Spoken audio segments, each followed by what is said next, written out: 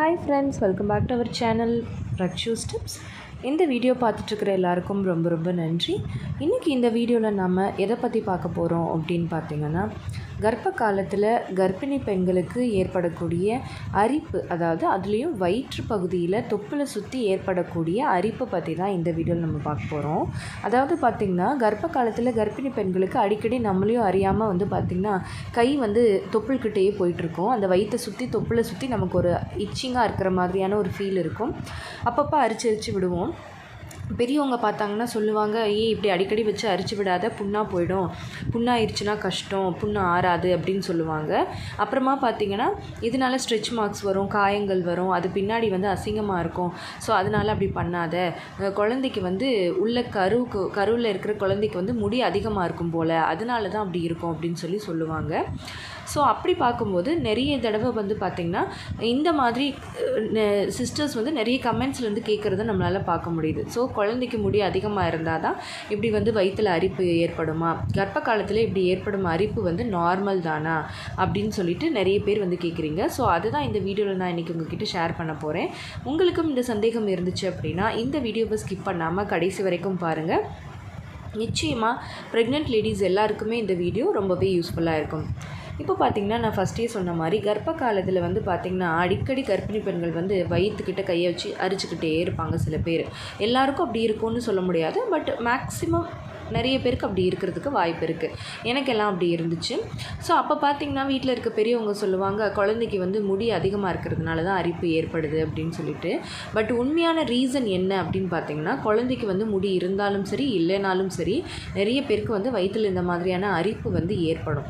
எப்போ ஏற்படும் அப்படின்னு பார்த்திங்கன்னா, குழந்தை கருவாக இருந்து ஒரு உருவமாக வளர வயிறு பெருசாக பார்த்திங்கன்னா அந்த டைமில் தான் இந்த இச்சிங் ஜாஸ்தியாகும்.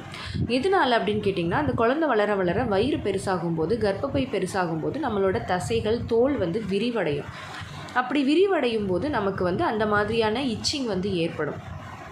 அதோடு மட்டும் இல்லாமல் கர்ப்ப காலத்தில் அதிகமான ஹார்மோன்ஸ் இருக்கும். அதாவது ஹார்மோனல் இம்பேலன்ஸ் இருக்கும்.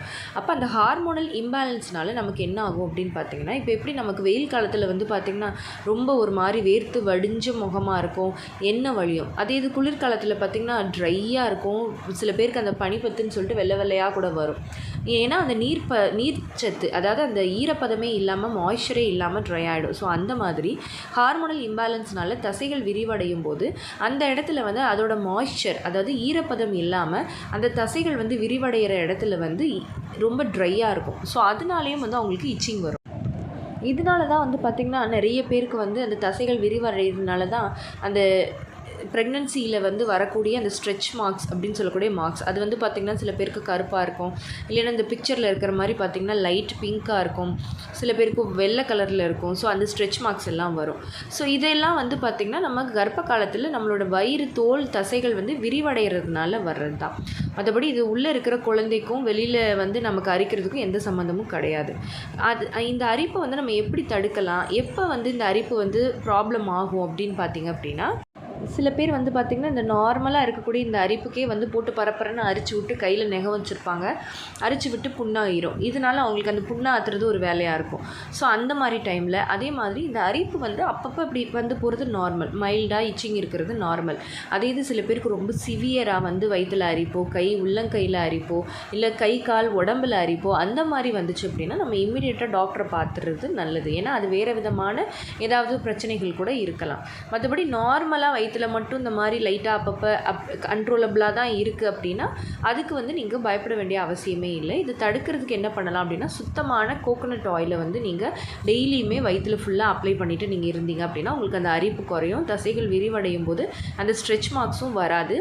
இன்னும் சொல்லப்போனால் கர்ப்ப காலத்திலேயே டெலிவரிக்கு பின்னாடி வரக்கூடிய ஸ்ட்ரெச் மார்க்ஸை தடுக்கிறதுக்கு கர்ப்ப காலத்திலேயே க்ரீம்ஸ் எல்லாம் நிறைய இருக்குது. மாய்ஸ்சரைஸ், அதாவது குழந்தைங்களுக்கு யூஸ் பண்ணுற அளவுக்கு கெமிக்கல் இல்லாத, பாதிக்காத மாய்ஸ்சரைசர் மாய்ஸ்சரைசர் வந்து நிறைய மார்க்கெட்டில் அவைலபிளாக இருக்குது. இல்லைனா நீங்கள் வந்து டாக்டர்கிட்டயே நீங்கள் கேட்கலாம். இந்த மாதிரி எனக்கு வந்து கெமிக்கல் இல்லாத ஒரு கெடுதல் இல்லாத ஒரு நல்ல மாய்ஸ்சரைசர் வந்து எனக்கு நீங்கள் வந்து ரெக்கமெண்ட் பண்ணுங்கள் அப்படின்னு சொல்லி கேட்டிங்கன்னா டாக்டரே உங்களுக்கு வந்து கொடுப்பாங்க.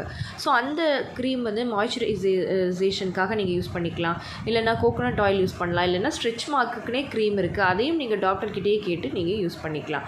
ஓகே ஃப்ரெண்ட்ஸ், இந்த வீடியோ கண்டிப்பாக உங்களுக்கு யூஸ்ஃபுல்லாக இருந்திருக்கும்னு நினைக்கிறேன். இந்த வீடியோ உங்களுக்கு யூஸ்ஃபுல்லாக இருந்திருந்தால் மறக்காமல் லைக் பண்ணுங்கள், கமெண்ட் பண்ணுங்கள். உங்கள் ஃபேமிலி அண்ட் ஃப்ரெண்ட்ஸுக்கும் இந்த வீடியோவை மறக்காமல் ஷேர் பண்ணுங்கள். அப்போ தான் எல்லாருக்குமே ரொம்ப யூஸ்ஃபுல்லாக இருக்கும். அண்ட் நம்ம ரக்ஷூஸ் டிப்ஸ் சேனலை இது வரைக்கும் சப்ஸ்கிரைப் பண்ணாமையே பார்த்துட்ருக்கீங்க அப்படின்னா மறக்காமல் சப்ஸ்கிரைப் பண்ணிக்கோங்க. பக்கத்தில் இருக்கிற பெல் ஐக்கானையும் சேர்த்து கிளிக் பண்ணி ஆல் கொடுத்து வச்சுருங்க. ஓகே ஃப்ரெண்ட்ஸ், பாய், தேங்க்யூ.